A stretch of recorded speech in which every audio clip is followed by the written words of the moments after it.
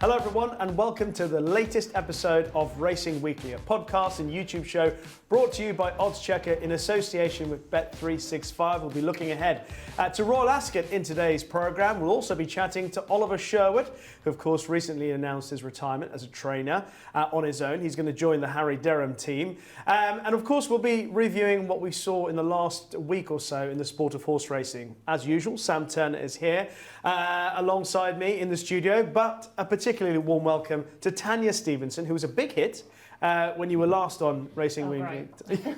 So we pulled out all the stops to get you back, because I know that you're quite distracted at this time of the year with various sports going on. I mean, I don't know where to look. I've got the golf always, the Ashes now, soon upon us, and I've also taken myself to Headingley quite a lot. And I was to blame for Yorkshire getting beat a lot. It's the first time... I saw it in Yorkshire's press release. Yes, it would have been down to me, but it was all cured the other day when I saw them beat Worcestershire, Sam. And there's the small matter of the Greyhound Derby now at the quarter-final stage this Saturday coming. So it's lots going on. And the racing, there's just non-stop racing. You've got to keep a watch of it because everything now points to Royal Ascot, which we're going to get on later, isn't it? At the end of the show, I'm going to ask you for the winner of the Greyhound Derby, who wins the Ashes, correct score, and... Wokingham? Well, no, I've got the Woking. I love the Woking. But also the winner of the US Open. US Open. Weekend. We'll come back. We'll get you the Open. Who won the Canadian Open? I didn't see the end. Oh my goodness, Nick Taylor with a Taylor. 70-foot putt at the end. Wow. Did Tommy Fleetwood in the playoff. Wow. Heartbreaking. Heartbreaking. How have you been, Sam? Good, yeah. I had a bit of a weekend away from racing and stuff, so catching up with that. It was a bit of a low-key weekend, really, wasn't it? Which, you know, it's a lull before the storm. Low-key, but might have seen one or two stars of the future. Some really nice performances, but not the sort of the glamorous weekends that we've got to come. Obviously can't wait for Royal Ascot, that'd be brilliant next week. 4 or 5 days, just hope the weather stays fairly constant. And you know, I did notice at the long range forecast there was like showers forecast for next Wednesday, which is a bit of a killer, isn't it? But it's been varied, what I'm seeing. I'm seeing quite dry, but then there's the odd thunderstorms. that You just don't know. chop out of yours is going to get wet, I think. It's all right. It's all right. I've got Dave Yates. To buff it whenever needed. Yeah. Talking to Yorkshire, our erstwhile colleague might have done a little bit of commentating on the cricket the other day. Oh, really? Did he? The captain, Marcus Did he? Townend, just dipped in and just did a little bit of a guest slot with Jonathan Doyce doing one of the T20 games a week or two back. Did very well, actually. Yeah. Don't say it like that. Well, he talked a lot more lucidly and intelligently about the cricket than he ever has done about racing in the 20 years I've known him, so fair play to him. I like the fact that when Sam was referring to what we've seen in the last week, it wasn't glam. Sam loves glam. I think I'm going to go glam now. Yeah. Glam Sam. Glam Sam. I like it. Was Tom Grennan on Saturday night. Now there's a busy lad. Wow. Yeah. Goodness. Good you gig do that get was. about. Yeah. Well, he played in Cannock Chase, not far from me, at one of those party in the park type things on Saturday night. Then he went to, I'm sure he played at Wembley on Sunday afternoon, correct me if I'm wrong, then went to Soccer Aid, played 90 minutes in Soccer Aid, and half time did a couple of tunes as well. Wow. Like Dennis Waterman, he wrote, write the impressive. theme tune, sing the theme tune. That is impressive. Very impressive. Fair play to him. And he was still going after 90 minutes. There's a fit boy. I was going to ask, when was the last time you had 90 minutes of a game? And I wouldn't have been going out at the end of 90. No. That's for sure. All right. Well, this podcast is less than 90 minutes, so hopefully here we you'll go. last Crack on. last Sorry, Well, it's my fault. I went make you round the houses digress because there. No, it's so good many to digress. sports. It's good to, so many great sports. And it's a great time of the year. So we are going to kick on with our next segment on Racing Weekly, and it is Racing Recap. In this week's Racing Recap, it'll be, I think, a relatively simple look back on what we've seen, because there wasn't a great deal to look back on, but there were some, I feel, quite scintillating performances. Tanya, I'll start with you up at Haydock in the Achilles. How good was Regional? I think very good, because I'm looking back at previous runners and / winners in the Achilles and how good it's been. We've seen Jawala come second in there. The Tatlin's been third in the race. Compton Place is placed in the race. It's a good guide. But we saw Regional win, and we'd gone to Haydock, I think, this time round with a little bit of trepidation after what we saw in the Temple, because we thought there was potentially many people thought there was two sides to Haydock. There may have been a little bit of a bias because some horses who you would have thought to have been up there for more of that Temple Stakes weren't. So we went into something like the Achilles as kind of a guide. The track was really, really fast. Regional was really, really fast. But once again, I would say that there were two sides to Haydock because Equilateral was the stand side and never had anything to run against. Yeah. Whereas Regional had plenty to run against. I think they're both, we already know that they're both, well, Equilateral is of quality. We now see that Regional is as well. We threw up a course record amongst it, but that's very Haydock-like when the ground is like this, because we saw when it was lightning quick. I think it was Fleeting Spirit in a Temple a few years ago broke a track record. That potentially comes with the territory when you're in 5 furlong kind of territory. So Regional for me was good in the fact if you go back to what Achilles Stakes have produced, if you go back through the years, build up that portfolio, Regional can now launch into better races. Listed races, nice, you can now launch into better because Brazil was coming back to defend the crown and did it very well in finishing third. Equilateral had nothing to run against. That's subsequently run very, looking back, has run very well in good quality races, and Regional has beat the lot of them, so it was very good. Nunthorpe contender, possibly. Yeah, he sort of laid that little bit of a York Naysmar ghost. He hadn't performed particularly brilliantly there previous to his comeback win. Struck up a good relationship with Callum Rodriguez, 2 from 2. Obviously goes very well at Haydock. He was 2 from 2 there as well. And that quick start as well. If he can replicate that on the Naysmire, then that's going to be a massive asset to him. You know, being able to jump and go. Callum Rodriguez timed it brilliantly, whipped the hood off, boof, and they'd gone. Yeah. And we've seen in recent weeks, haven't we, sometimes trying to whip a hood off or anticipate, you know, the gates opening is not easy, but Regional played ball. They obviously got a good synergy between the two of them. And I like the way, I mean, you just watched him stretch out in that very fast ground at Haydock on Saturday, as Tanya said, you know, course record time, and just the way that his head was down, bowed, bang, you know, and he was just all speed, wasn't he? He goes very well fresh as well. I wouldn't mind, you know, have a little mid-season break and then just come back for the Nunthorpe. But whether, you know, Ed Bethel manages in that way or not, I don't know. But he's doing exceptionally well, isn't he? I like the way he's building his team up. He's got a couple of young horses. One of them, who I've been keeping a close eye on, is declared to run at Haydock this week on the Wednesday, Coverdale. Yes. Although he might bump into a horse called Greek Order. So, but if Coverdale does run, I'll still be improving horses. Yeah. Black and white colours, is it? Yeah, the black and white. They've got Yorkshire as well. Yes. Just touch on that. Yes. Who runs in the same colours? Yorkshire, as we like to call it. Sorry. Who surprisingly got beaten, I think. He just got touched off at Southall, and then he came there with a chance Shining at York, Blue. didn't he? He got Shining Blued. Yes. Also up at York and Haydock, a poignant success, Tans, for Sea Silk Road in the Leicester Pigot Stakes. Obviously, Leicester's 2 daughters, Maureen and Tracy, were both at Haydock to celebrate Sea Silk Road's win. Yes, and understandably it's a race that William Haggis has targeted in the past. I think it was a 3rd win for him in the race. Sea Silk Road had sort of come into the race under the radar, and perhaps wrongly so. It'd been 2nd in the Ribblesdale last year, and perhaps thought she was going to win that last year. Yeah, behind Magical Lagoon, and maybe because of the small field, which is wrong, that it came into the race. She came into the race at 9-2, and it was a really good, solid race. I think Poptronic is undervalued for what Poptronic has achieved so far. Also, the German raider, Nactros. Now, Peter Schergen, for whatever reason, targets this meeting and the horses run well. He'd had a 2nd in this race previously, and I went back to see whether within the pedigree Nactros was any relation.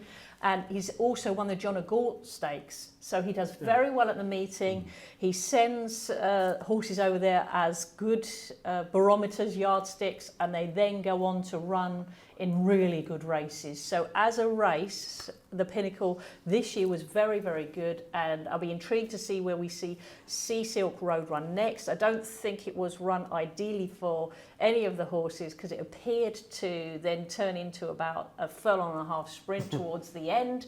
But as a whole, a group of horses, fillies and mares, I thought they were very good. Any more thoughts on that race, or would you? Only kicking myself in my own stupidity that I didn't tip a Haggis runner in the race. Obviously, looked at it. Pretty obvious afterwards, didn't it? Looked at it early on in the week, circled them off. Yeah, that definitely, and then went with Mimikyu, who was a non-runner, of course. So did I actually. This should have been odds on, shouldn't it? I mean, the well, I'll let you lead on the John O'Gaunt and Jumbie, who is clearly 7 furlongs on that sort of ground when he can be held up and delivered late is very, very good. And he beat the Astrologist, the Australian challenger.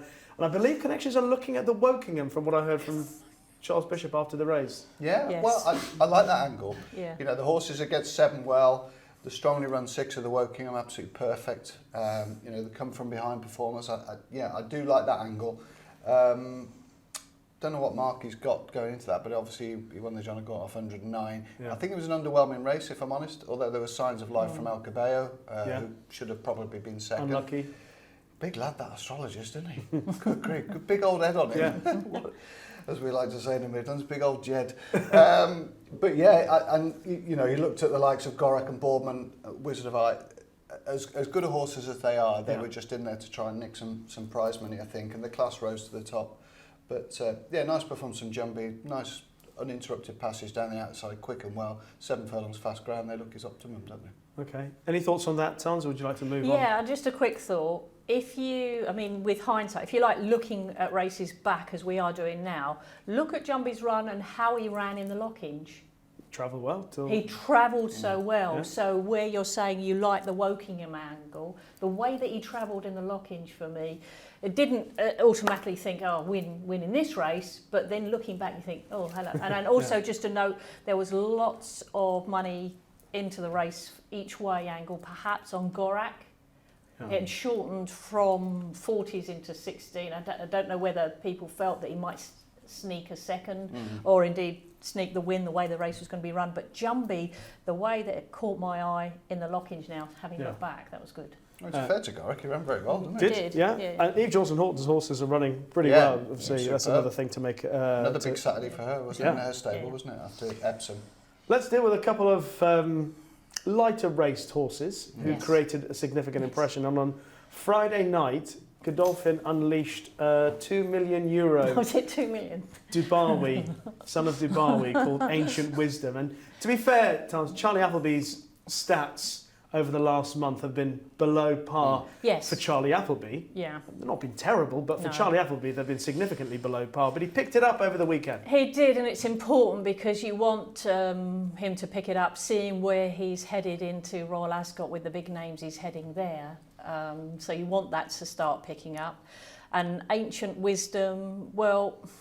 It's done it really, really impressive, but once again, we don't. It's always that saying. Well, they're all unraced, weren't they? You literally don't know what he's beat, but he's done it in real exciting fashion. And then you look at social media and they say, oh, you know, there's something special. And you pick out the key people that write on social media after such performances, and it certainly caught their eye. But whether it's premature to where because we haven't really seen anything else as yet, where he sits in the in things going forward. You feel really sad because people pounce on these performances and they give a quote. 25 to 1, one suggested, for the Derby next year. I mean, it's a year away. He's run against a bunch of unraced horses. I mean, that race has thrown up in the past, just looking at the previous winners. One Alcana beat Subjectivist in it. Yeah. Al-Bahar won it for Godolphin and Charlie Appleby 2-3 years ago. So it has been used as a nice stepping stone. I suppose it's, by its nature, you know, it's a perfect test for a horse that is bred to stay well this early on in the season. So that's probably why they've been targeted by horses that have come to hand with middle distance pedigrees. Well, I think he qualifies for the Chesham. Yeah. Which, should he go for it, then we'll find out a little bit more. Might be a bit quick, mightn't it? I suppose, but I suppose it's at the back end of the meeting. It's the back end of the meeting, and speed figure was good. You know, it wasn't just like a dawdle. It was a he travelled really kind of. And the other thing as well is that watching the racing TV pictures at the end of the race took James Dole ages to pull him up. That's a good. And dropped his whip as well, hadn't he? Yes. Graham Cunningham made a cheeky remark, he said. Did he? And one last cheeky question, James. Do you want me to go and look for your whip for you? Well, that went down well. It was quite funny. Yeah. James has always took it in good heart. But the Yes. interesting comment that he made after the race, James Dore, was that he said the horse still very green, even though he won by as far as he did. He travelled quite nicely, he said, because he then went on to explain that he hadn't lowered himself when he stretches out. He said he stretches out, but he still sits Galloping high. up, galloping He hasn't up. learned to lower himself to stretch out yet, which suggests then that's obviously more to come. So hopefully that will be a learning experience, but he's very exciting.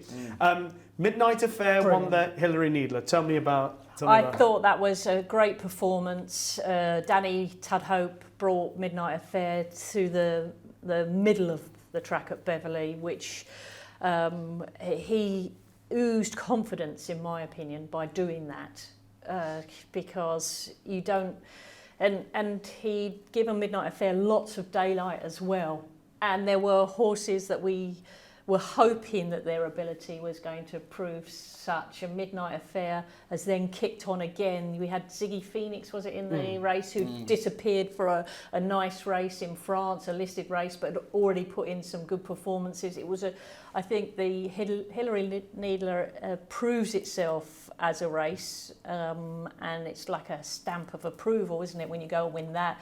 Richard Fahey has done well in the race before, and that Midnight Affair for me, watch next time out, because that is a race, unlike with Ancient Wisdom, it's a totally different scenario, but you come in and try and stamp your authority when you come into a Hilary Needler. And Sally Eagleton in an interview on Sunday was kind of mentioning these are two big 2-year-old races and they go on to do good things. So they do. Like Attraction back in the day, etc. 20 years ago that it yes, really 20 years ages ago. me. 7-1 Midnight Affair for the Queen Mary. A big price. Yeah. Because I think that's certainly a big price, because she's got the experience, she's shown she can sort of pick up of a really, really quick pace, not the easiest of courses, whereas when they all fan out potentially that they could do it with the Queen Mary, she's got the experience, she's not going to be phased at all by that. Okay. Yeah. With time ticking away for our recap, we're going to talk about the last horse that I think created an impression, because I think she deserves a little bit more time than some of the others. Yeah. But Alasifa is now 2 from 2, and she looked majestic at York. Now, bearing in mind, we have to say the horses behind her were, what, 80, 90 rated, high 80s, low 90s, but she has beaten them by a country mile. She hasn't had a jockey breathe on her yet. She's got outstanding pedigree. She has. What were your impressions? Just how sort of versatile she is. Obviously, she went and won at Haydock. She coped with Goodwood's undulations really well. Mile and a quarter fast ground as well. She just looked class, didn't she? There was 1 or 2 nice horses in there. You know, Empress Wu, Sumo Sam, that had shown up quite well in early season trials, etc. Empress Wu ran all right in the Musadora. Yeah, absolutely. So I thought it wasn't a bad race of its type. You know, obviously high spirited, had gone into the race in quite good nick as well, off the back of a decent run at Windsor. So that, you know, there was a little bit of strength and depth. The market told you there was only going to be one winner, and that's how it proved from a long way out. I know it's ridiculous to ask this question, Tanya. You could say, Rishi, you're asking me a ridiculous question, but who's the best mile and a quarter, mile and a half filly in the John Gosden, Thady Gosden stable? Is it the Oaks winner? Is it Soul Sister or Alasifa? She was so good. Yeah, it's difficult to say, isn't it? She's possibly going to go for the Irish Oaks. Yes, They'll that's have what to has supplement been. her. Yeah, that makes sense, wouldn't it? Yeah. Were you impressed? Very much so, because Goodwood's not a easy. She didn't look entirely comfortable coming down the hill, did she? No, and I don't think many horses look comfortable at Goodwood. It's a very, very tricky course to run, and you've run at Haydock now, and you ran at Goodwood, and although she was 4-7 going into that race, she won as if that was a lot shorter of victory, and it was a very easy victory for Jim, wasn't it? Sat on. It was as if she was going down to the start. It was. It did look like he was going down to start coming back. She was, and I don't mean to be mean to the others in the race. She did look as though she was going. She just let the different level. She was on a different level. She was. Would you keep her at mile and a quarter, or would you go up to a mile and a half? She got Ortad in the pedigree. Well, I had to look through the best horses in her pedigree. The best horses in her pedigree were 7 furlongs to a mile. Al Zarakan, Yeah. but then he ended up over jumps, didn't he? Yeah, Al Zarakan? hurdling, yeah. But the best ones were milers. So she's by Frankel. You know, Yeah. stamina. So maybe Frankel's. I mean, look, she's bolted up over a mile and a quarter. She's had 2 runs over a mile and a quarter. So I'm guessing she's shown them that Yes. she's got a bit of stamina. Yes. But she's clearly got a lot of speed as well. Yeah, I bet they're a bit gutted that she's come to hand just a touch too late, really, because Yeah. you know, races like the already French seen- Oaks would be ideal. But I suppose you know, I know, if you're I in a know. while, But this is the beauty about speculating. But people are suggesting she might be an R course already. and- Yes, I've seen I that. mean, it's that's a long way away. a long way away, but she does. The performance she produced leads you to Yeah. believe Yes, that we're looking at she's- something well above average. Don't forget how Baid burst onto the Yeah. scene. You know, from a maiden that was at Leicester, and then suddenly, and that was in June. Suddenly, boom, boom, But boom. he did an incredible figure first time up, didn't he, Baid? So you, Yeah. you sort of got that inkling Yeah. that he was. So you say quite you've exceptional. not got the inkling that she's. I haven't done the figure from Sunday yet, so Okay. that's Let's wait for the a figures. bit sloppy. Wait The for figures never lie. There's so much. Yeah, There's so There much. is so It's much so to much keep good on. racing, wasn't there it? is. Yeah. You say it was a quiet weekend, but it sneaks up on you, this one. Yeah, Yeah. Still 3-4 meetings to catch up on, isn't there? Yeah. Every Monday. tremendous. Yeah. Well, that has been this week's racing recap. Well, now on Racing Weekly, it is a real pleasure and delight to chat to someone who called time on his near 40-year training career, Oliver Sherwood, with, I think, 1,200 winners almost in the bank, Cheltenham Festival winners, and a list of horses. And Oliver, I was going through the list of horses that you've had through that training career. It's quite extraordinary, the number of top-class horses you had. But of course, Many Clouds would be the one that most people associate with you in the last few years. Just in summary, to talk about a 40-year training career with those numbers and some of the names that you've been associated with, how do you feel when you say, that's it, and I can look back on it now? Very proud, very lucky. You're only as good as the horses and the staff you've got underneath your umbrella. Listen, I had a fantastic start. One thing I wanted to do when I stopped riding, when I finished being an assistant to Fred Winter, I wanted to coincide the starting training at the same time, because you're soon easily forgotten in this game. And if I'd had a couple of years charging around the place, they would have forgotten about me. So I was lucky to be pretty successful as an amateur rider. I started off in boom time, 84. Sort of people had, I wouldn't say money to throw away on racehorses, but I didn't have to sell myself. And people were ringing up out of the blue to sort of have a horse for me, wanting to buy this and buy that. And I had a very good sort of scout in Ireland, buying a lot of horses over there with Arthur Moore, who I'd worked for. So one coincided with another, and Arthur found me all those good horses very early in my career. You touched very briefly, sort of underplayed your riding career. Champion amateur jockey, 43 years ago? Blimey, is it that long ago? Yeah. Yeah. Again, I was champion amateur that year. I was lucky again, because it was the year John Frankham, who was stable jockey at Fred Winter's at the time, he got injured and he missed a vast part of that season. And I managed to get on a lot of, Fred put me on a lot of horses, which got me to be champion amateur. He had a couple of very good hunter chasers in Rolls Rambler and Shannon Bridge, who sort of cleaned up. I think I'm right in saying Rolls Rambler's the only one to win at the time. He won the Fox Hunters at Cheltenham, the Fox Hunters at Aintree, and what was then the Horsedown Cup, which was the finale at Stratford at the end of the season. I don't think any other horse has done that. And I say John got injured, so I picked up a lot of spares, and I beat, funnily enough, Jim Wilson, who was my best man for my first marriage, when I married Fred's daughter years ago. And funnily enough, Jim was probably the proverbial amateur. He wasn't working for a stable, and he really should have been being a champion amateur. But hey ho, I did him on the line, as they say at the Stratford meeting, when I had a double that day. Oliver, there are obviously a lot of horses that we'd like to talk to you about, and a lot of significant moments in your training career. But just for people who are catching up with the news still, or sort of digesting the news, why have you decided to call it a day? Yeah, listen, deep down, I don't particularly want to stop, but you come to a stage in your life when you want to do other things. Firstly, numbers were down and the business wasn't really sustainable. So one has to be realistic when the sums don't add up. But two other reasons, really. Obviously, it's pretty well common knowledge now. Everybody knows I had cancer 18 months ago, lymphoma, which I didn't go racing at all during the winter, not the winter just gone, the previous winter. And luckily, I've been given the all clear, but by goodness, it puts a different, you get a different perspective on life, having defeated that and realised there's more important things. And the last one was a great friend of ours, Tanya's and ours, was Richard Aston, who has a big stud up in Cheshire, Goldford stud, who we've stayed with for the entry meeting for 30 odd years. We stayed with him for the Grand National Weights this year in February, and we were driving up to the lunch from there, and Tanya, my wife, said Richard looks bloody awful, and he did. And he'd just come back actually from a couple of days up at the Leopardstown Festival at Leopardstown, obviously.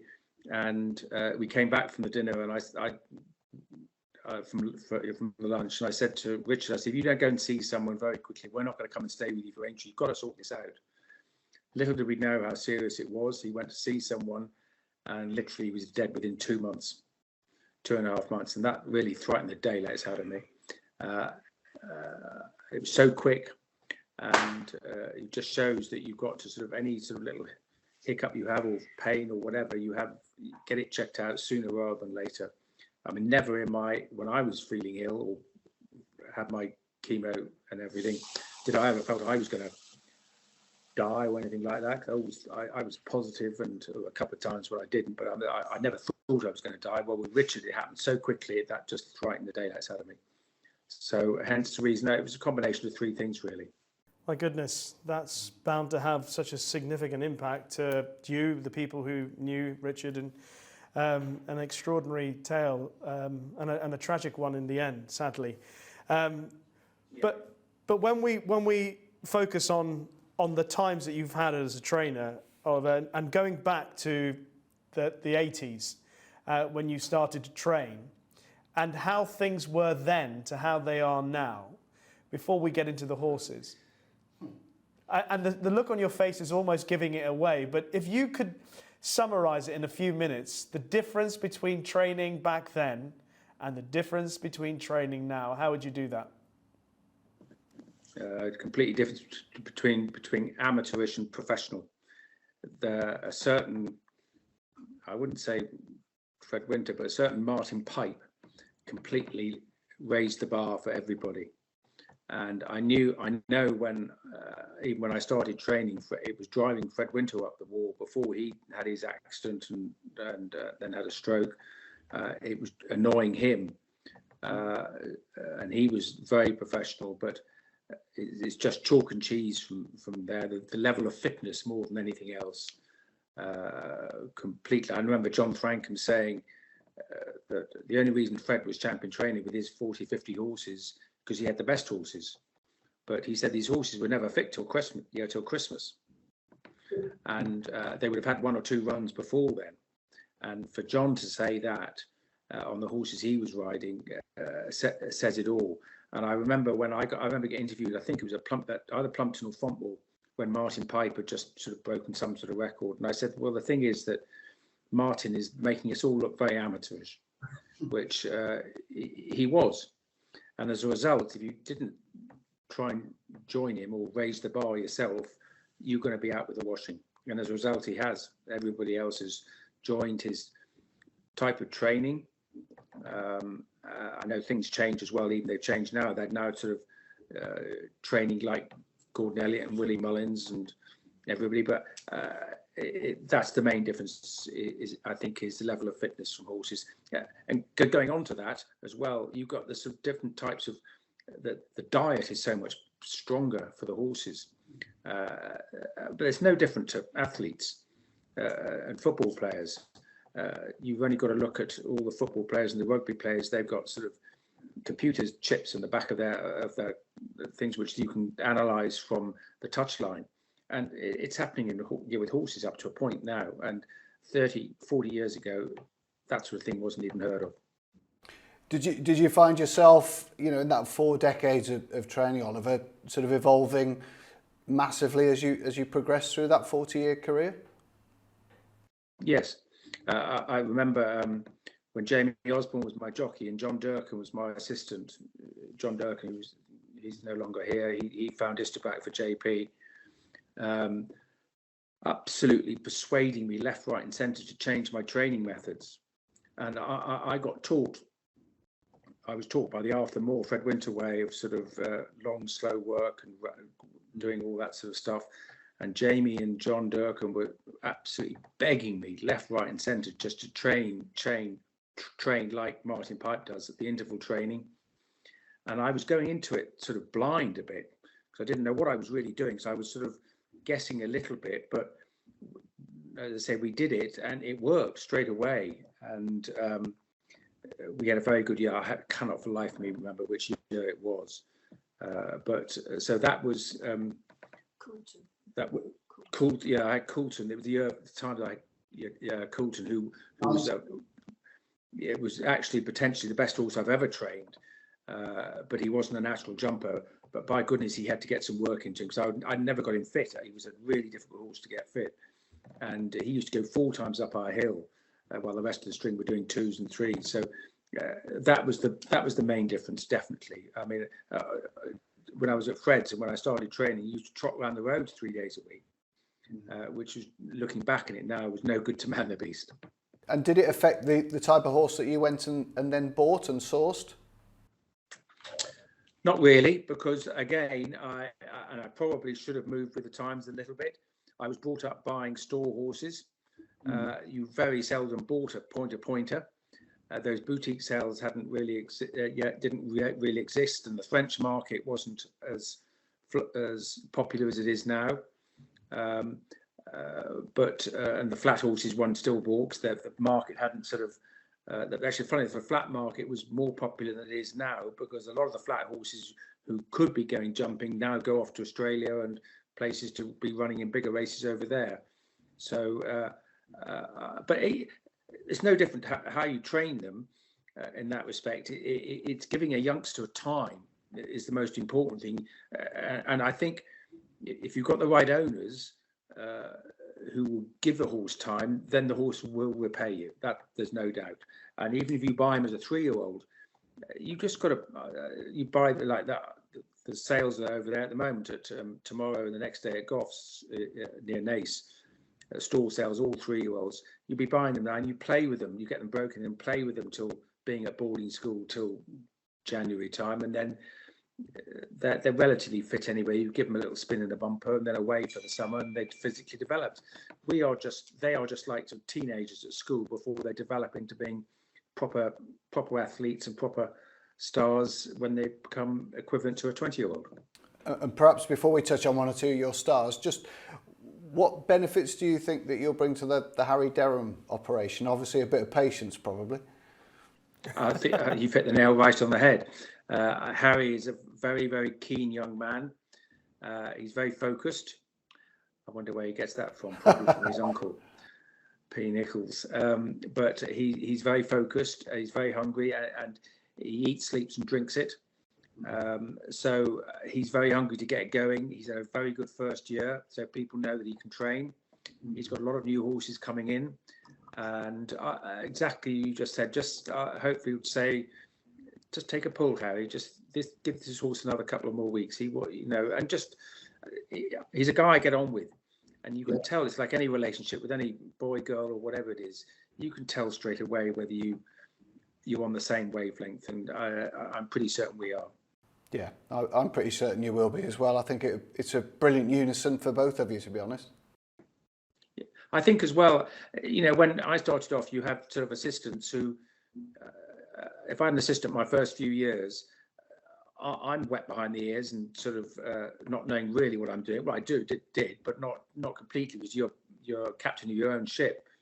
And Harry is having an older assistant While having somebody, there's no point Harry having somebody who's just come and say yes sir, no sir, 3 bags full sir, and be general dog's body. So I can hopefully help him get to the top.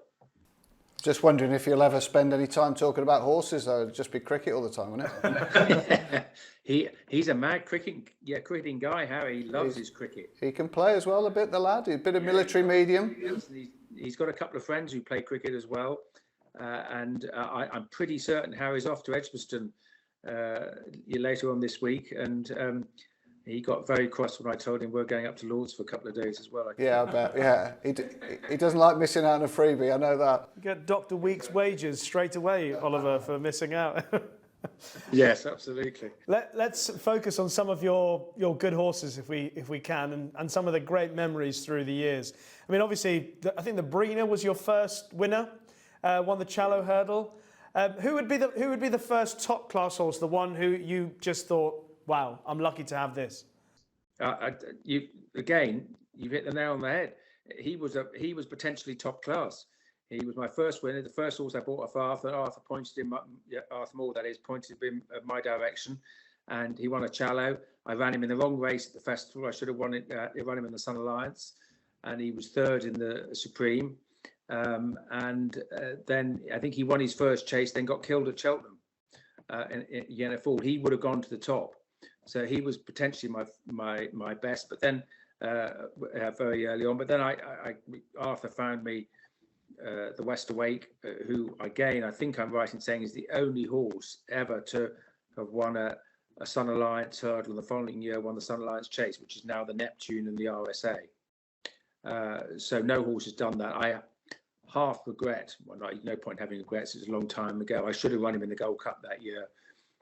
When he won the Sun Alliance Chase, because the Gold Cup was won that year by Charter Party of David Nicholson's, and with due respect to Charter Party, I don't think it was the greatest Gold Cup that had ever been.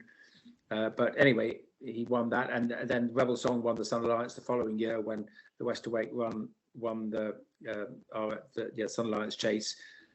So I had a double for the owners, Christopher and Maggie Heath, and ridden by my brother Simon. So that was a tremendous day. So those were 2 very, very, very good horses. When did the hangover wear off? A long time. So your brother rode Wester Wake when he won the Sun, but then you obviously formed that incredible relationship with Jamie Osborne, and he rode the first Hennessy winner for you, Arctic Call. That must have been a special occasion. Yeah, Jamie. I've been very lucky. Again, I've had very few jockeys through my life, so I must have got on well with them, or they must have got on well with me. Jamie was a very special rider. Mind you, a Monday at Plumpton didn't exactly excite him. He rather, with due respect to Plumpton, he rather rose, a bit like my brother in fairness. The Saturday meetings excited him. The Monday meetings or the quiet meetings didn't really do anything for him. But I actually stole Jamie from Nicky Henderson, because he went from up north, from the Dickinsons. He came down to Nicky as a sort of amateur conditional, and I nicked him courtesy of really Steve Taylor, who I'm sure you remember, worked for Sporting Life, then Racing Post, and he told me to get hold of Jamie. And then at the time I was getting quite big in numbers, and Nicky's a really good friend now, and we joke about it, but at the time he wasn't very happy, I can promise you that. But Jamie came, and Archie Call. I mean, Jamie was a proverbial horseman. We did a lot of work. Archie Call again wasn't a natural jumper. He came to us from the Dickinsons. I think I'm right in saying he was the last horse that Tony Dickinson bought off people in Ireland, off the Costellos. He belonged to Brian Stewart Brown, who obviously then went on to buy Large Action off me, and he was on the board at Newbury for our big insurance man in London, had big syndicates, a lot of horses, so it was the start of a very good relationship. It's funny because you've stolen my link. I was going to mention Brian Stewart Brown and say from Arctic Call then came one of the best hurdlers you'd have had. One horse that, I mean, he won so many races. It was almost, I say sad, but he was such a good horse that you just recognise how good he was, that he didn't win the champion hurdle. Yeah, listen, again, he was bought to be a 3-mile chaser. That's the fun of the game, isn't it? There's no exact, it was exact science. It'd be so boring. He did win once over fences. He won once at Uttoxeter, and Jamie got up and said, never do that again. He hated every minute of it. Knowing Osborne, he hated it as well, did he? Yeah, he just wasn't a chaser. And he was bought to be a 3-mile chaser. And you know why you won't guess who we bought him off at the Derby sale? Or Demi O'Byrne, who finds a lot of yearlings for Coolmore. Yeah. And we still laugh about it when we see him occasionally. So he was a really good horse. As I say, probably, I'm not saying the best, but one of the best horses, never to win a champion hurdle. And to be beaten the second time by my next door neighbour and a really good friend in Kim Bailey's Alderbrook, that hurt for half an hour until he did say well done. Anyway, he had to pick up the bill that night, I can promise you. Because I think the following year, I think he started favourite, didn't he, for Make a Stands year? Yeah, then he got injured and he was never the same horse again, I don't think. We went over. He won the Hatton's Grace in Ireland. Mm-hmm. I think we all flew over that day on the Sunday after Coombe Hill had just won the Hennessy, and just after John Durkin had died. And I think I'm right in saying that Paul Nicholls had one of his first runners in a big race was Seymour Business ran in a chase over there. I think at the same time as Large Action won the Hatton's Grace. So no, I can remember some of those days like they were yesterday, which is it's lovely. And it's, as I said earlier, it's so lucky to have some really nice horses. And you just mentioned Coulton a few moments ago. I mean, he was a very, very good horse for a prolonged period as well. Yeah, he came to us from Mick Easterby. He won the novice hurdle up at Aintree for Mick, and Martin St Quinton, who's now chairman of Cheltenham.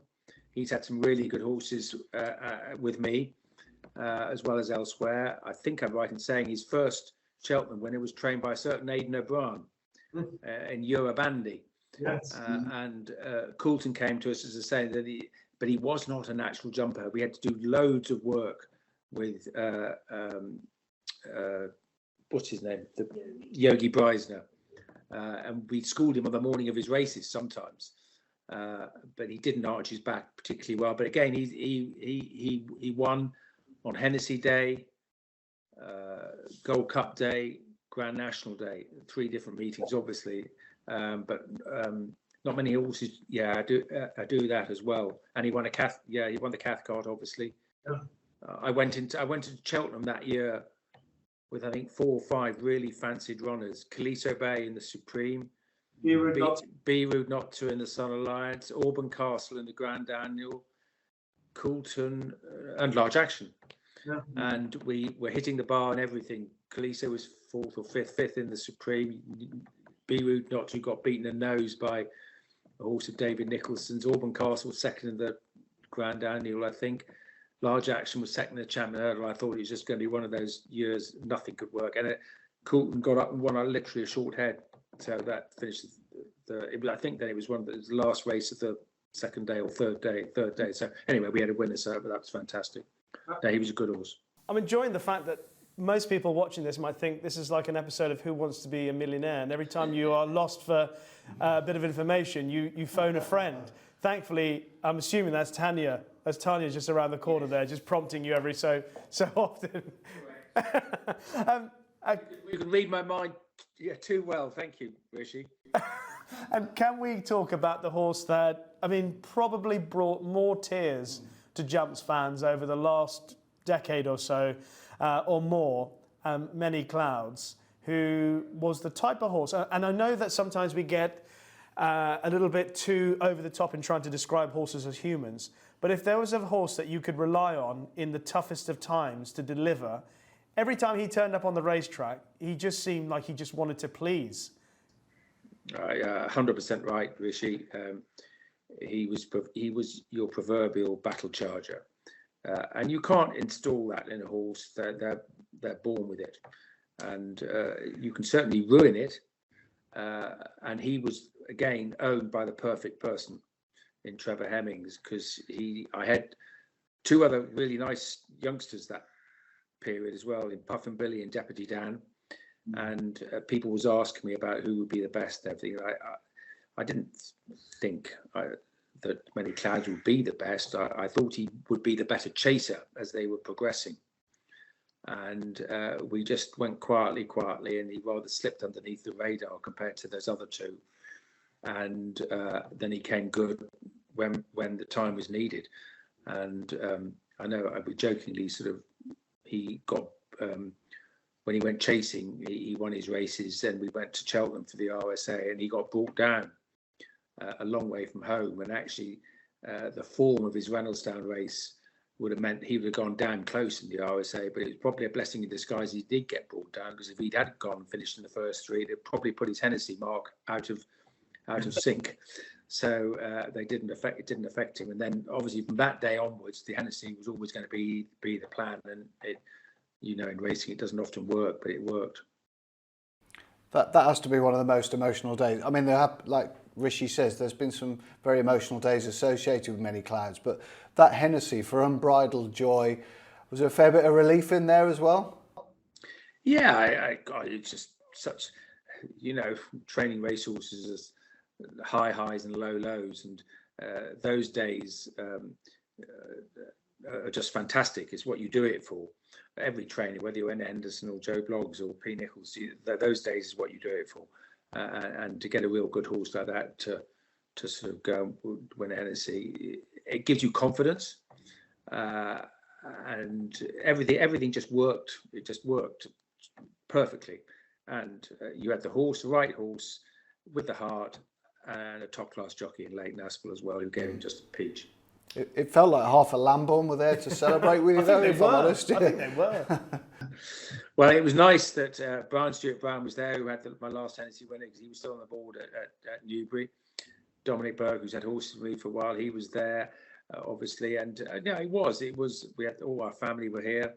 And it was a very, very special day. Very special day. And we always had dinner on that night with Tim Sider, who's been very loyal to us.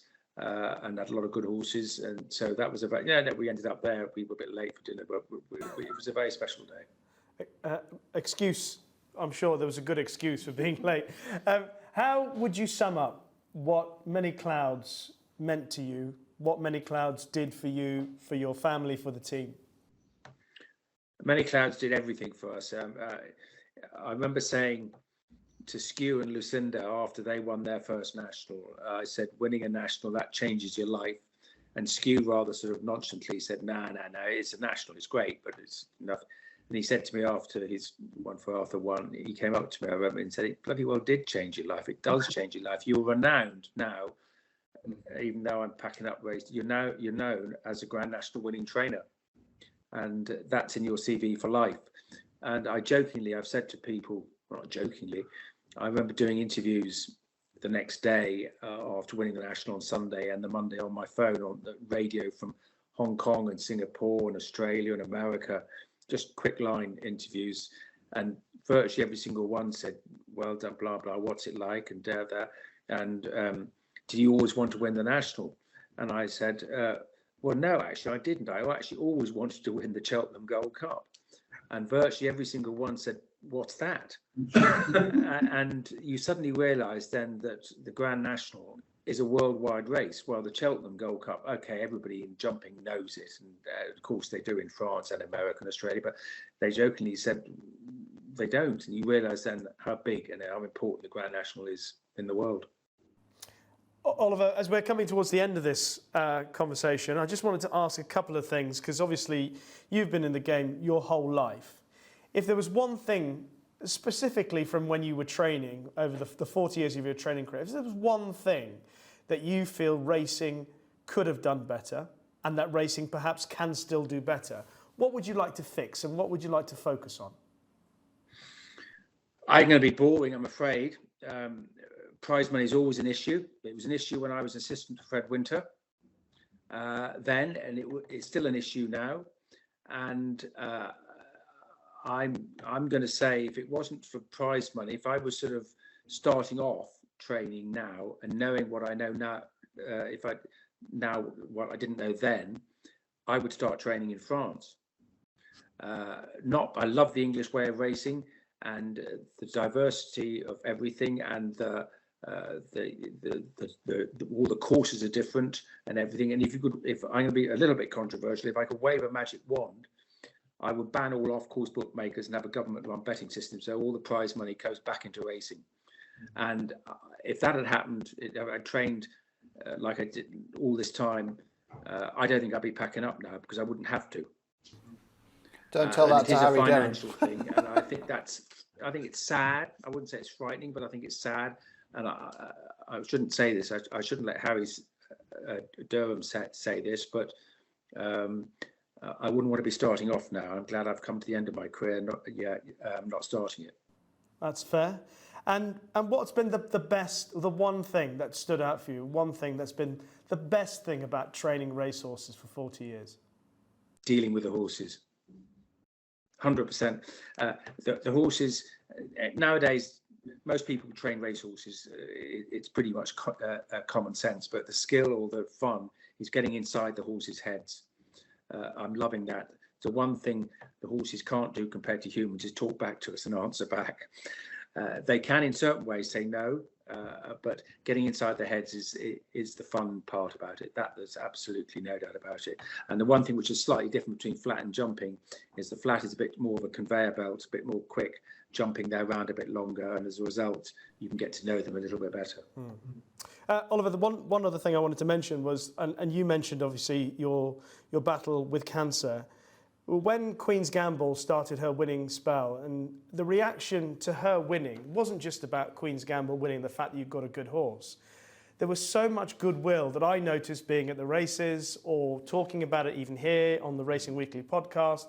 People were so happy for Oliver Sherwood, because over the years, you've been just such a nice bloke to deal with.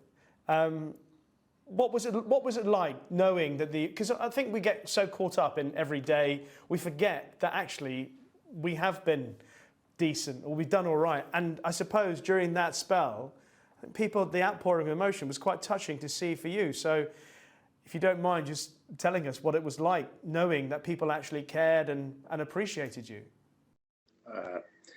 Wish it was so humbling and embarrassing almost, but I won't forget that day, that April day, because it literally, it was just before Easter, because I know it was the Lambourne Open Day was on the Fridays. It was the day before, and I hadn't actually got the all clear then, but I was waiting for that to come through at the weekend, having had sort of scans and everything. So the fact you're walking in and, as you're saying, seeing the likes of Martinson, Quinton, and other friends almost in tears was just very, very humbling. That's all I could say. And there's a lot of love there, and not just to me, to my wife Tanya as well, who stuck by me through thick and thin, and all my family. It was just very, very humbling. You know, everyone shared in that. So onwards and upwards. Absolutely. Take Queen's Gamble over to Harry Derham's and win everything with her. I still love her immensely, and I hope that she has a great time of things. And before you go, can we get a prediction on the Ashes score, please, this summer? I think it's going to be fascinating. I think it's a really, really good series. I was very impressed with Australia, what I saw of them against last weekend, or the weekend just gone by, against India. Thank you, T. Rishi heard that, T. Oliver, does she get in Unai Emery's ear as well if he hasn't made the right substitution? I think England will win, but it's going to be very nip and tuck, and I think going to be a lot of nails being bitten, I can tell you that. So I'm very impressed with the English team, but I think England will scrape through by a short head. That's all we need. We'll take that. Come on, Bazball. It's been a real pleasure talking to you, Oliver. Thank you so much for sparing the time, and please thank your other half, Tanya, as well. And we look forward to seeing you on the racecourse with Harry, and particularly, hopefully, at some point in the winners' enclosure with Queen's Gamble after a big race. Thanks, guys. You've been stars. Take care. Thank you, Oliver. Thanks, Oliver. Bye, Tanya. Right, before we get into our Royal Ascot preview, just to let you know that our sponsor, Bet365, have an ITV Racing price promise There will not be beaten on price for any horse for all UK and Irish races shown live on ITV Racing. Full T's and C's can be found on the website. And so to Royal Ascot we go, and the meeting starts on Tuesday with some outstanding racing. The Queen Anne kicks things off. Modern Games heading the market turns at 13-8 in Spiral. She returns to the track. Obviously, the plan was to start in the Lockinge. Didn't quite come to hand. Modern Games went to the Lockinge and he was very good. How do you see it? He went to the Lockinge, didn't he, as the only Group 1 winner in the race. And as the stats proved, if you look back, best if you had won a Group 1 and he was standout. But then you have to prove it on the track, which he did, albeit with a little little deflecting chin it off. But it was a really, really good performance by Modern Games. And if you look at the horses behind now, Jumbie has really franked that form. He beat many prospective rivals in Chindit. He could come back. Berkshire Shadow can come back. Mustabek could come back. Now Mustabek we'll get into a bit later. And I just think he is the favourite, and he ought to be the favourite. He might even be a little bit shorter when you start picking away at the form. I just think he's really, really strong, because he came for me on the wrong side of Newbury. Near side. The near side at Newbury, and the glut and the real power was on the other side. And also I see a horse that was fourth in the race that could win a Royal Ascot race. Okay, come back to that. Come back to that. Sam, Modern Games against the Spiral, and is there anything else that's worthy of a mention? Well, Malzoom's obviously out. Sadly, injury, which is a real blow, because I thought he was probably the one that could leap forward and challenge the front two. In Spiral won the Coronation off a 252-day break last year, and it might be that she is best first off the shelf. So it'd be intriguing to see whether she gets there with all the vibes. They seem to be encouraging for her chance. Modern Games is the pro, really. He turns up and he gives you what you expect to see from him, whether that be in America or whether it be in, abroad in Europe, or whether it be in Britain. The speed figure from his Lockinge was very, very good. Nice to see him actually do it on these shores and announce himself. He's been a bit under the radar, as a lot of British racing fans would probably suggest. And I just think he's a tough professional. He has been to the track. He finished second to Bayside Boy, back end at the Champions Day. Just finished second. The ground probably found him out a little bit. So I think if the ground stays fast, he's basically a very feasible favourite. Yeah. Inspiral's got that little bit of je ne sais quoi about her, but it's becoming a little less frequent seeing that. But on the other side, the Gosden horses are flying again, as are Appleby's. Yeah. And they're starting to hit, and we saw what their fillies did at Epsom, the Gosden team. So it's a difficult one to weigh up, really. I couldn't really have an ante-post bet at sort of 13-8, 15. It's 5-2. Yeah. And I couldn't see a lot down the list that I wanted to be with each way, other than Malzoom, who's obviously a non-runner. Who was the horse that was behind? Oh, no, I want to go back to Mustabek. Oh, Mustabek, yeah. First of all, in the Lockinge, I just think that Jim Crowley, wasn't his fault, but the horse raced too keen and was made too much use of, and set the pace up to give the Modern Games potentially the good speed figure. Whereas we rewind where he beat Native Trail at Newmarket, it was a lot more sedate race. He is the potential key to this race, because if he doesn't race off keen, who's going to set the pace? That's a good question. Because Modern Games raced off Mutasabek's pace, and maybe he might set the pace, but not as quick. And then that concertinas them in suits in Spiral better. I sense that she's got the better kick, but Mutasabek wouldn't be out of it if he was more restrained. I just felt for him. He just raced too keen, which you can be lulled into in a Lockinge, because if no one's up there helping you, which they weren't, he just raced off and then petered out. What price would Baid be in this? A good Baid? Oh, odds on, wouldn't he? It'd be long odds on. Yeah, long odds on here. He comfortably beat Modern Games in the Sussex last year. But in fairness, Charlie Appleby said that he felt Modern Games ran one of his best races in defeat behind Baid. So the other thing as well is, obviously, I know she wasn't quite at her best, but Modern Games beat her by miles in the QE2 last year, and that wasn't his ground either. It wasn't his ground. So I think if you had to he's have a the bet solid now, he's the art. Yeah. Providing we don't have tons of rain. Provided. But it's the next few days are supposed to be fairly settled. Also, it's a straight course at Ascot.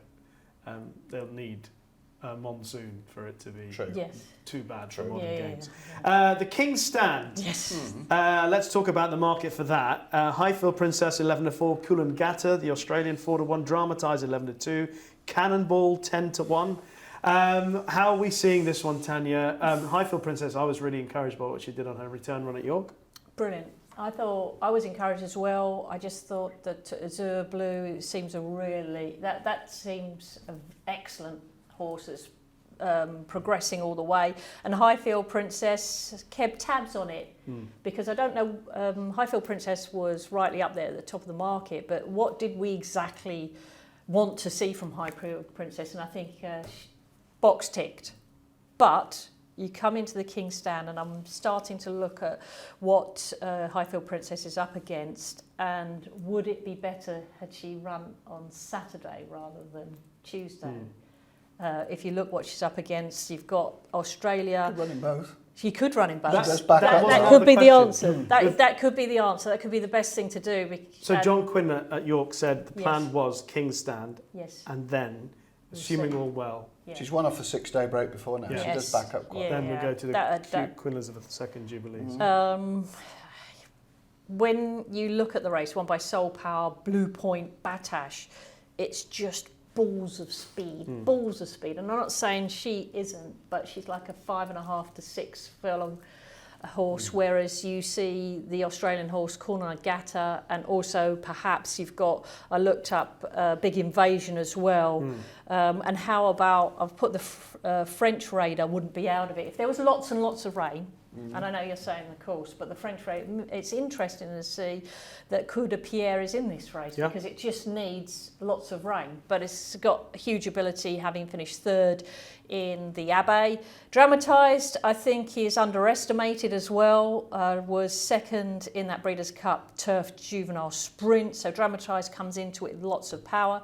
But I'm going to have a sentimental, if he runs it, sentimental big each way outside bet on last year's second, Twilight Calls, because it appears that Henry Candy thinks that the horse is running really, really well, and I think it was. I felt for Connor Beasley in the Temple because Twilight Calls was travelling so well, and he may have been in the wrong side of the track, and I thought, oh no, and he was giving it his all, and Henry was really bullish beforehand that potentially we might see the Twilight Calls, and I give Twilight Calls a go because he was second in the last, and Henry's having such a wonderful season, and I hope he asks Connor to ride it again because Connor is having a brilliant season. Absolutely really brilliant. Improved the last few seasons. He's terrific riding the Oaks was tremendous, and I was pleased that he had a win with Tata Stall as well, and he's and I just hope Henry gives him a chance on board again. Yeah,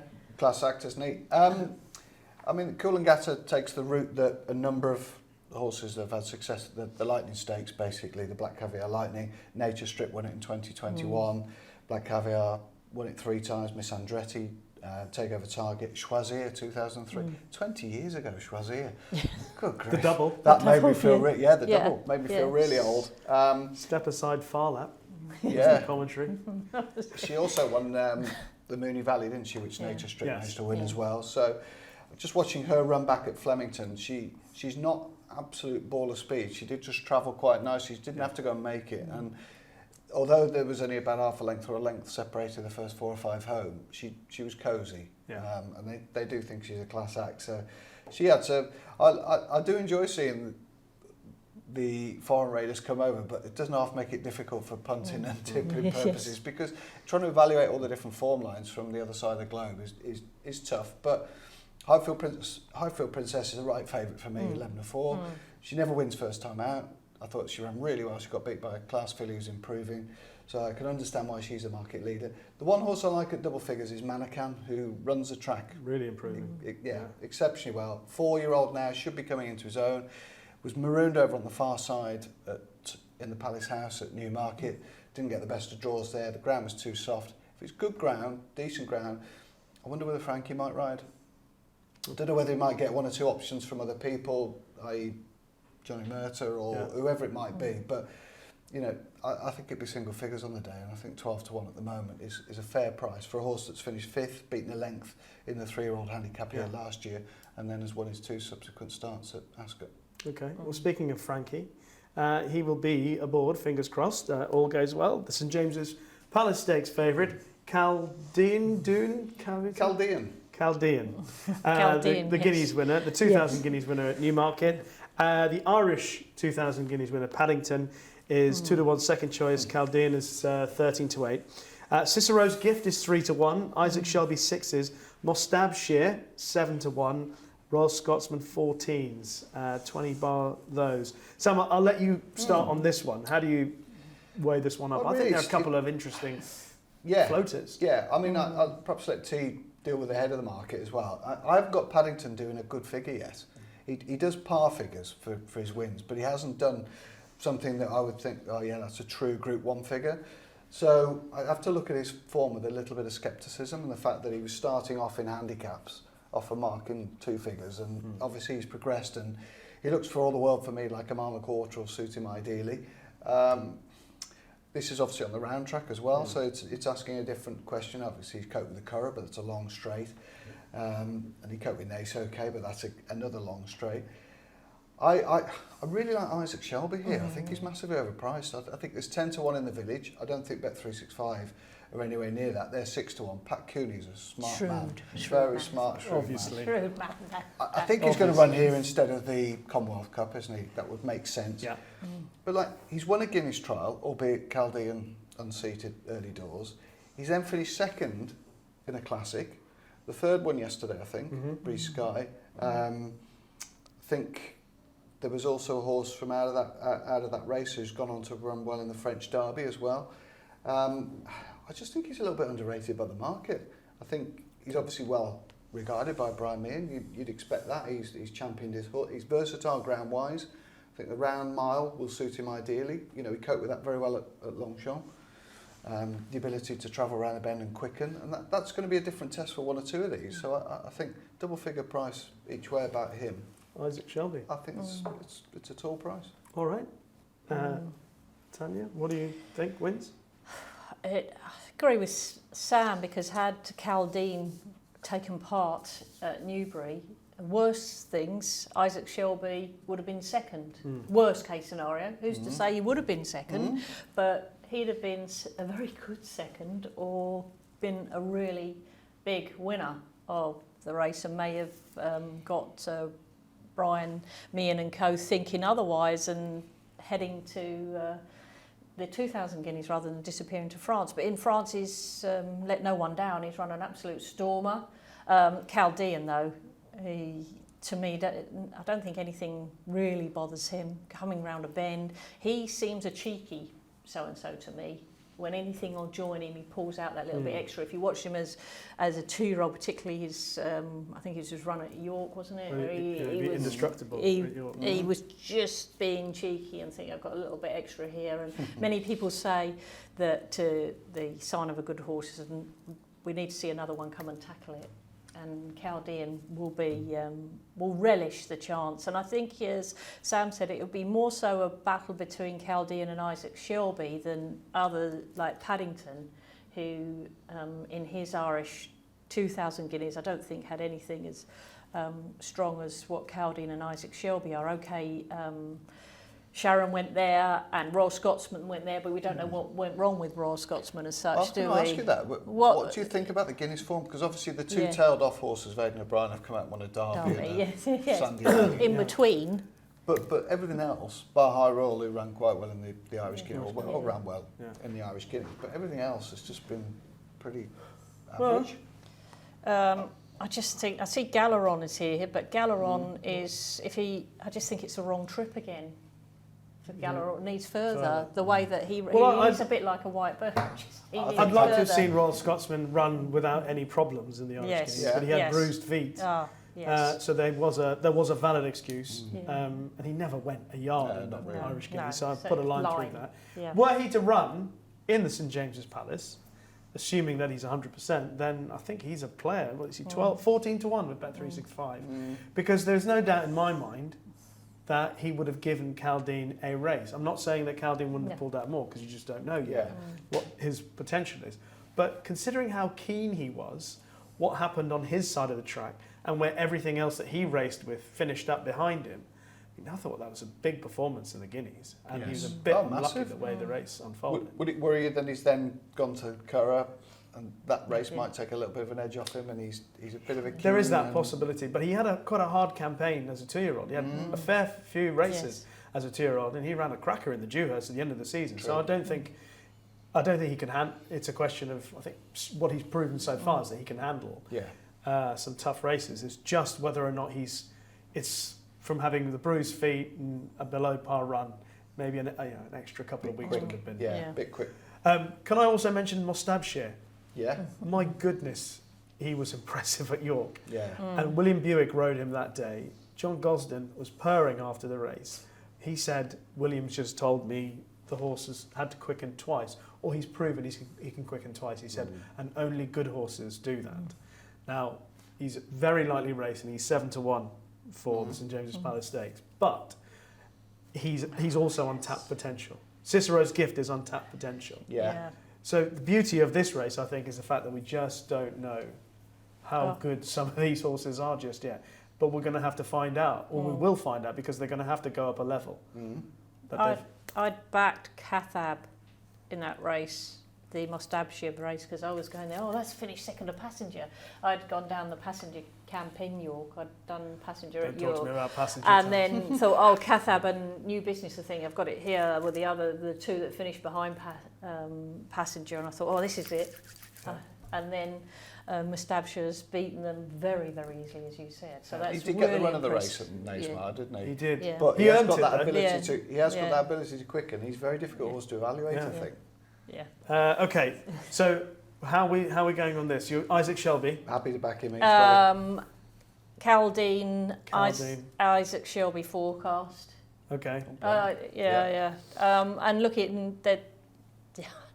I think this could be a really Putting small forecasts field. up now on the pod. Can't get a winner, let alone the first two. No, you can't shy. You can't be shy. No. Let's move it on to Wednesday then. Yes, let's move it on and to I'm going to talk to you about the Prince of Wales Stakes.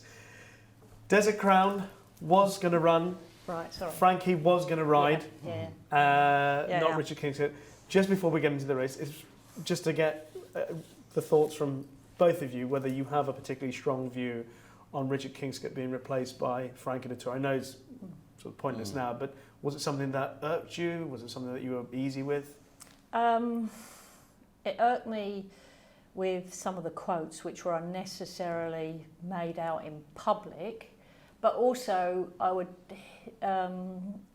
like people to rewind the clock 12 months just after Royal Ascot, or just in the midst of Royal Ascot. Yeah. Those people made those quotes, and would they have made those quotes at that point 12 months ago?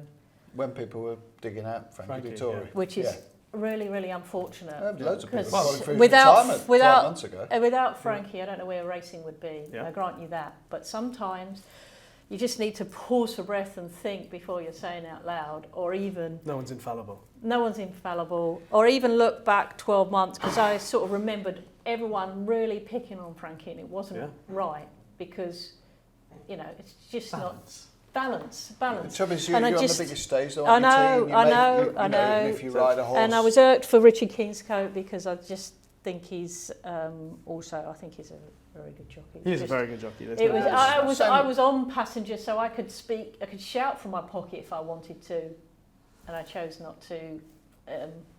But moving to Desert Crown, I thought Desert Crown was ridden to perfection at Sandown. I thought it was a really good return. Just unfortunate. If you watch Hookham at Royal Ascot, everyone. But was it simply a case of we preferred Frankie instead of Richard Kingscote? Yeah, and it's Frankie's meeting, isn't it? It's Frankie's track. meeting. You know, Yeah, it's like he's- not for instance Steve Smith would ever be dropped, but if you're going to a test match at Lords, Steve Smith would automatically come back in, or you'd bring. Yeah. And if you've got Frankie available, you pick can't Frankie. leave him in the weighing room, can you? No disrespect to Richard, No. but that's just it's been the same time in Miranda, and Yeah. it was the same with Rob Hornby with Westover. Yeah. Oh well. You know.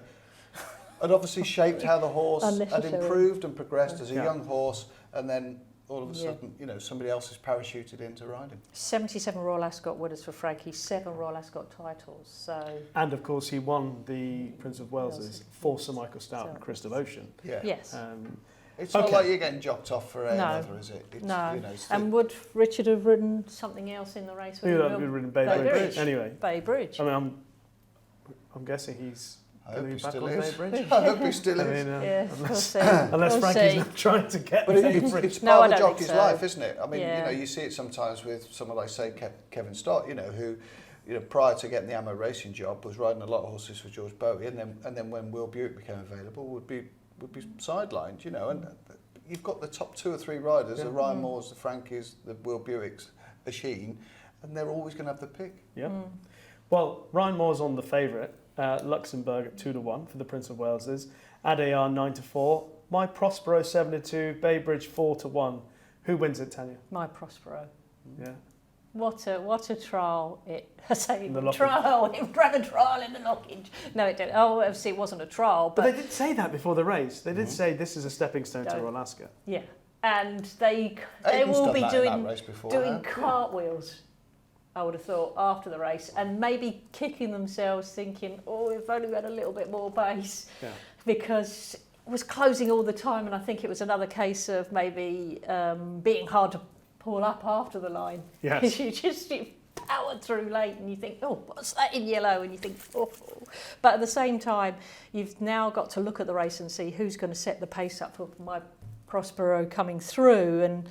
Well, this is a superb contest. It isn't is. You've got the courageous Luxembourg and Bay Bridge doing battle once more, and Adaya, who came back and a gentle return, and they're all converging to this great. absolute belter. And I'm sorry if I've missed out some names that I think may not run, that actually are going to run, but it's an absolute belter. I'm going to It go is. with the My Prospero, because what I saw in that lock-inch. I'm with you. I like Mark Yeah. Prospero. I think Me too. 5-1 in the village. Wow. 7-2 Yeah. with bet Ooh. 7-2 with Get 365. the flags. Pat and his crew have got it right, I think. I think they 7-2. have. Like that.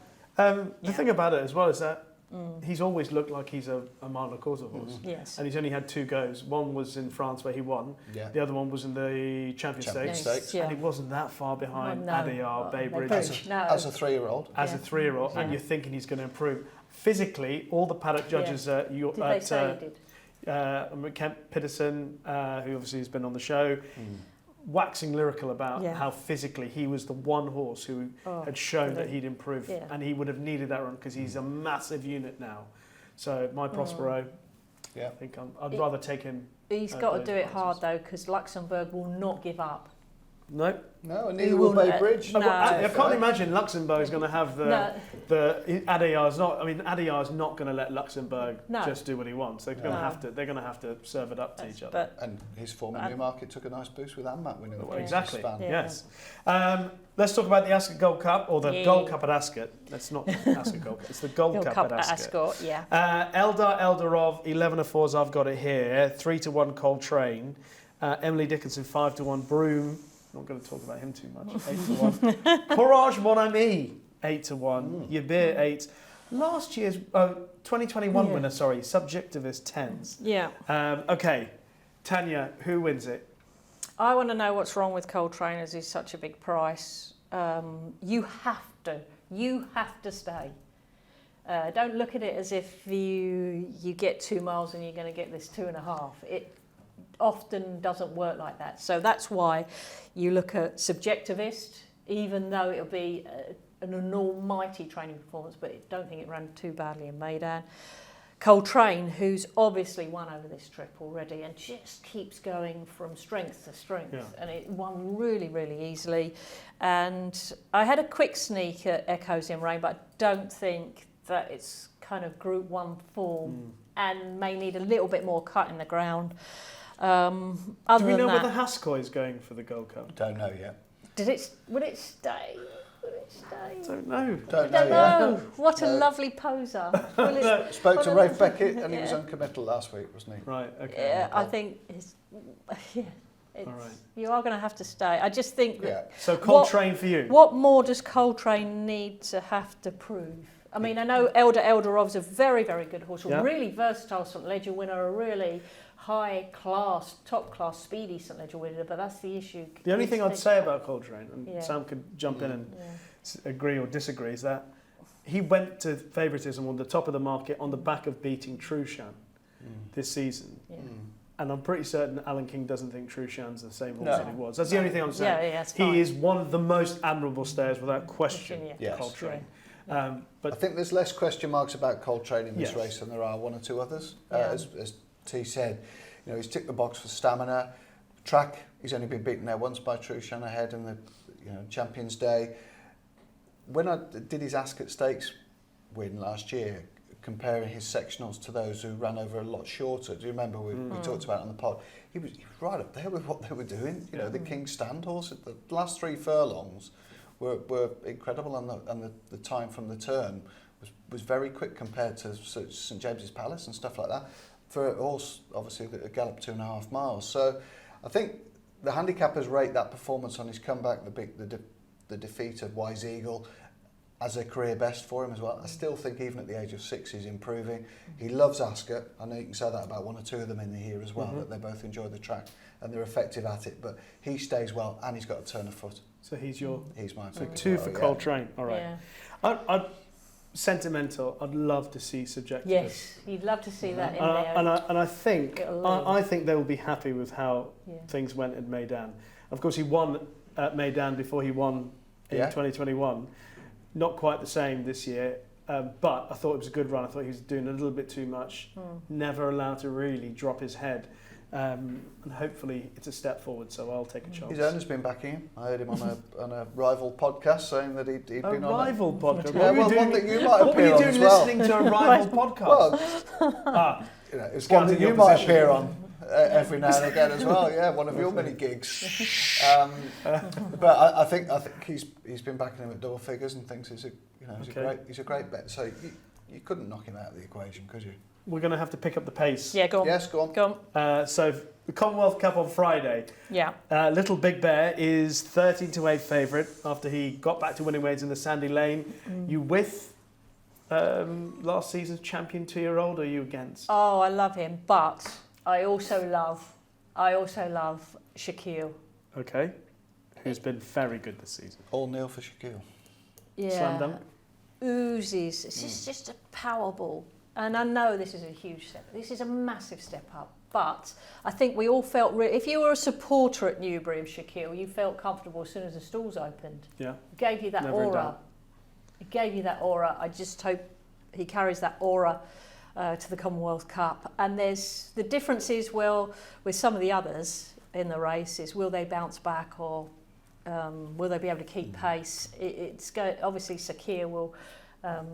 he's got some... I think went out on social media earlier from the Varian stable. We're looking forward to the Commonwealth Cup.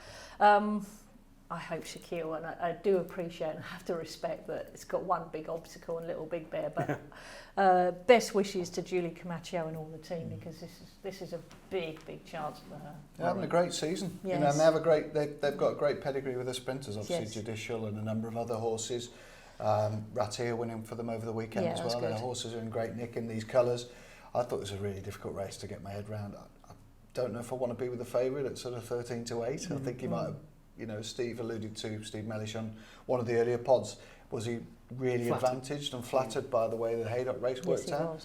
Time wasn't bad, and he did class times last year, and we saw last weekend, you write this guy off at peril his trainers. So, as Tanya said, we've got a couple of refugees from various Guineas as well. We've got, Sakir looking to reignite his season and repair his reputation. Lezoux. Red Becker was pretty upbeat about her. He was. Look, we had to go to the Guineas. It didn't work out, but I'm glad to have got the run into her. This was last week, speaking on the pod, and you look at that Meditate run and Moore's run. It's good form. Okay. She handles Ascot well. Probably her at 10-1 at the moment. All right. Where I go. Very impressed with Little Big Bear coming back. I know it wasn't. There were other circumstances around it, but I think if he's genuinely the horse that he was last season, then he's entitled to step forward, isn't he, for the Hayden run? The Coronation Stakes also on Friday. Everyone puts it down to Tahira versus Morge, round 2.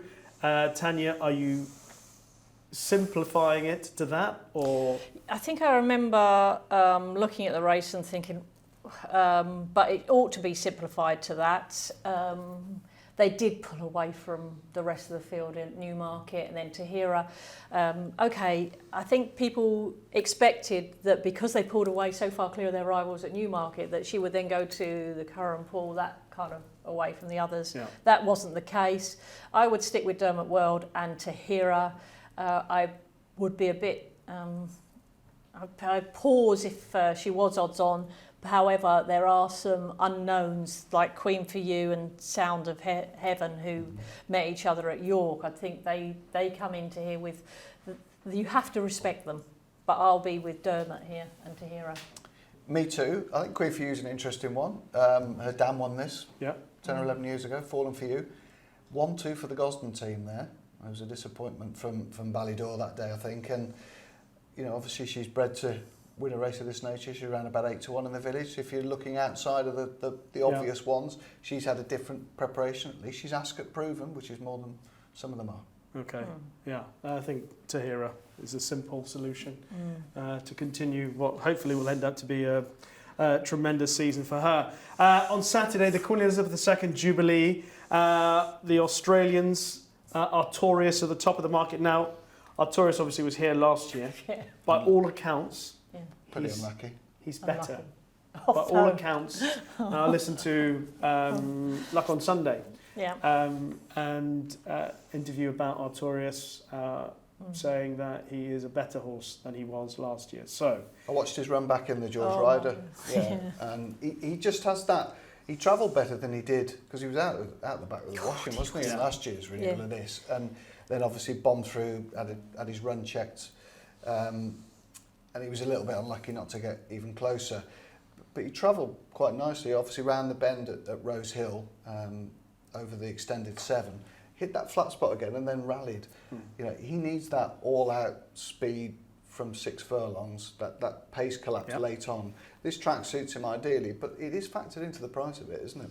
Yeah, he's 4-1, top of the market. Who do you fancy then, Sam? I haven't really got a strong view in it. Yeah, I think he is certainly the horse that you have to be very respectful of. But for me, it just depends on how many of the horses on Tuesday, like the Highfield predecessors of this world, whether they ship up again on Saturday. If she won Tuesday, I'd be all over her Saturday. Same as Sam, but I'm going to have a kind of cover bet on Rohan. He loves Ascot, and if you look back at his form, he always runs atrocious first time out. If he ran atrocious first time out before he came and won at Royal Ascot last year, and he's done so again this year. Doesn't faze me at all. He's had his run, and now I'm going to the place where I know best. I would pay good money to see Dave Evans win a Group 1 and be interviewed by the world's media. I mean, when he won the Wokingham the first time, Dave Evans didn't talk about the Wokingham win. He was gutted that he didn't win the Commonwealth Cup because he was ineligible at the because he was gelded. So. Yes, it might be long overdue. I'm going to mention 2 in the race that I'll be backing at slightly bigger prices. One is Al Sahel, because he has got so much ability, but not always the easiest horse to ride correctly. When he ran on World Cup night in Dubai, he was unfortunately for him out the front, seeing too much daylight. That is not him, but he wasn't beaten that far. If he got the strong pace that we hope we'll get in the race, then he could be smuggled in. And he could be very dangerous. The other horse is Kinross. I looked at him. Has he got a great first time out record? Well, I think this must be the plan because otherwise, why not run? And the other thing about him is that I've always thought that he must need a bit of juice in the ground. But he should have won the Breeders' Cup Mile. He should have beaten Modern Games. He had the worst draw in that of the pair, and Frankie Dettori had to take his medicine. But he came home like a rocket, and he would have won with a fair run.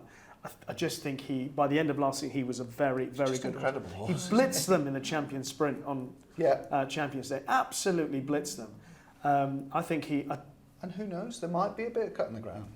But there might be, get around to Saturday. That's the beauty. It doesn't. I don't think it matters with him anymore. No. But And it would advantage him more than it probably one or two of the disadvantage one or others. two. So I'll be playing those two. As we're short on time, I'm going to ask you both to summarise anything else from maybe the 2-year-olds or something else, one of the other races, Tans, that you like. I'm looking out obviously for Hookham. Or that might go in the Hardwick against Deauville Legend. That'd be a great matchup if they do. And then in the Royal Hunt Cup, I'm looking for Saga because it's just so unlucky. You'll find it. Another You'll find one. it. Yeah, and find another Saga, won't I? And Intelligent will be there or thereabouts. Jane Chapel High, I'm having another tremendous season. I like Intelligent. And if you as look at the well. Woking, it looks like a Group 1. does. About a Group 3. It just looks phenomenal. But I tell you who could run well if it stays dry, because you can never predict him, but he's ideal for a Wokium, and that's Cardem. He's ideal for a big field. Fast ground, good big field. Stewards Cup type thing. Yeah. Bang, Cardem. That's my thoughts. All right. Sam, anything else? You've named one of my shortlist horses for the Hunt Cup, Intelligent. It was 40-1 in the race last year and ran a blinder. Thought that was a really good effort. 2-year-olds I'm trying to get my head round at the moment. Obviously a Sadner in the Coventry, but there's no value in his price now. You might as well wait till the day. What's he, 5-2, 9-4, something like that? Yeah, he's the second coming, isn't he? Yeah. Champion the Wonder Horse. Look forward to seeing how he gets on in the Coventry. But one or two of the others, I'm not. Well, we've still got next week. We have. You get another bite of the cherry next week. Yeah. I'm going to mention the potential of elite status against American Rascal. Although when I mentioned to some American friends who are coming over, they say, "Who's American Rascal?" Because they don't say rascal. Rascal. Oh, right. Okay. So they take the mickey Didn't out you of me think for how I elite pronounce it. status though was too fast for his own good at Sandown? And it's because he was so fast, he hung. He did hang, yeah. That's because he was so fast and he was so inexperienced. He didn't really know what to do. What am I doing? I'm out here. I know I've got to run as fast as I can. I've got to please everyone. And then it just needs to be restrained. And then it just. Well, it'd be fascinating because both horses have questions to answer in that sense with that. And then obviously American Rascal has never run on a straight course. And he's never run on turf yet. But he's by curling out of Lady Aurelia, who of course is a dual Royal Ascot winner. So should all be fine. The 1-2 I'd love to see run really well is Maximum Impact for Alice Haynes. Oh, yes. Yes. 2 out of 2 at the moment. Bolted up at Leicester on heavy ground when everyone thought it was, well, the meeting shouldn't have possibly gone ahead, and thought that he was really advantaged by the way that the conditions were riding that day, won by 12 lengths. Then won at Ascot on good ground, stamping himself a real speedball by Havana Grey, of course, who's having a great season. I'm not sure which race he'll go for yet, but I think he's quite classy. Brilliant. Well, hopefully that's whetted the appetite for Royal Ascot, hasn't it? Breathless. Yes. Tanya, what sporting event are you going to this week? It's a pause this week. Is it a pause? There might be a little bit of Yorkshire this week for Headingley, or but coming up will be the Ashes. Who wins and what's the score? Oh, apologies, everyone. You know what I'm going to say. It's going to be the wrong say. Australia. I'm going to say Australia, but there's going to be plenty of matches with plenty of results in, because you are playing pitches that kind of throw up results. Edgbaston we're starting off with, and Brendan McCullum, who coaches England, will not want to faff about with draws. What's that? You can see how he was so superb for the Kiwis. I think it's the weather might intervene. Then again, it might not. I think it'll be 3-1. 3-1 Australia. Wow. Australia. Okay. I can't see a way that our batting gets on top of an Aussie bowling attack that can possibly leave Scott Boland out because Josh Hazel wouldn't come back in. I just think they've got so much strength and depth with their pacemen. And they beat India. And it was one-way traffic from a long way out, where you don't get a result. Yeah, that's a good point. I don't know how I see it, and I hate to say this, but how our openers go and smash Stark, Hazelwood, Boland, who else? Cummins. I mentioned Pat Cummins and their spinner. As much as I love Mo Ali, their spinner is superior. You know. I'd have given a youngster, no offence to Mo and Ali, who had to step back. Yeah. He's probably felt, I better go in. I'd have given a youngster a chance. I do think that strengthens us, Mo coming back. It Yes, strengthens the batting. he can bat. But with all their left-handers as well, that is definitely... I'll be producing some spinning pitches, I think, if I was the ECB. A Greyhound Derby winner. I will go, I'll go with Romeo Hanzo. because he's trained by Graham Holland. He's an Irish rider. Graham's got 6 left in the quarterfinals. Romeo Hanzo would not be he would be probably 3rd in the pecking order, but he has got a good draw. And whether you like it, the favourite will be is a dog called Swords Rex, and he is just a machine. But I'll go with Romeo Hanzo because he can. And last thing, the last thing, the US Open winner this week. oh dear, pressure. You're good on your golf. I am good on my Has golf. Cantlay got a chance, or is he playing bad at the moment? Cantlay just quite plays good so enough. slowly. Not 1 minute, quite. Yeah, he's that's just. annoying. I don't want him to You win don't want to anything be in because the he's so slow. Cantlay 3 ball because No. the other 2. He might have been in players- this 3 ball today, which Yeah. has kept us. He's like the opposite of you at the buffet yeah. table, isn't he?